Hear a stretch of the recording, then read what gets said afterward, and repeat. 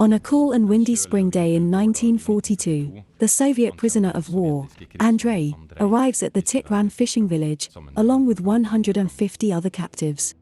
Cold and scared, he stands outside the Orset wharf at Stabben, staring out at the bleak coastal landscape. He doesn't know where he is or how long he will be here. He is a slave laborer for the German Wehrmacht, facing a perilous and highly uncertain future. He thinks of his mother, his father, and his little brother back home. Will he ever see them again? He thinks of his fellow soldiers, killed on the battlefield. Wouldn't it have been better to share their fate?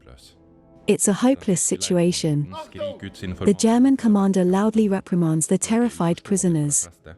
The language remains incomprehensible to most of them, but Andrei tries to listen for recognizable words in an attempt to interpret the commander's orders. Sometimes he succeeds, but when he doesn't, it often results in a beating. Right now the message seems pretty clear. The prisoners are hounded into the large Orset wharf and locked inside. The Orset wharf is an old herring saltery, seized by the Germans. The building is thinly clad with wooden boards, allowing rays of light to force their way through the cracks. It's draughty and freezing cold, and the prisoners exchange looks of despair. Here they will eat and sleep on wooden floors, staying close together to keep warm.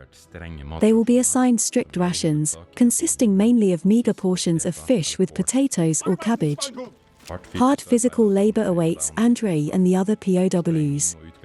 Blasting and excavating an extensive network of tunnels requires moving massive amounts of rocks. They dig defensive positions and build roads and ditches, unbelievably hard work for the already famished bodies. 1942 brings the coldest winter anyone can remember, and Andrei faces a fierce battle for survival. Not everyone succeeds. 3 Soviet comrades succumb to disease and malnutrition. They are buried at Titran. In the autumn of 1944, the Wehrmacht decides to dismantle the Stabben coastal artillery. For the longest time, Andrei clings to the hope that he will finally get his freedom back. His body is exhausted and he is in poor health.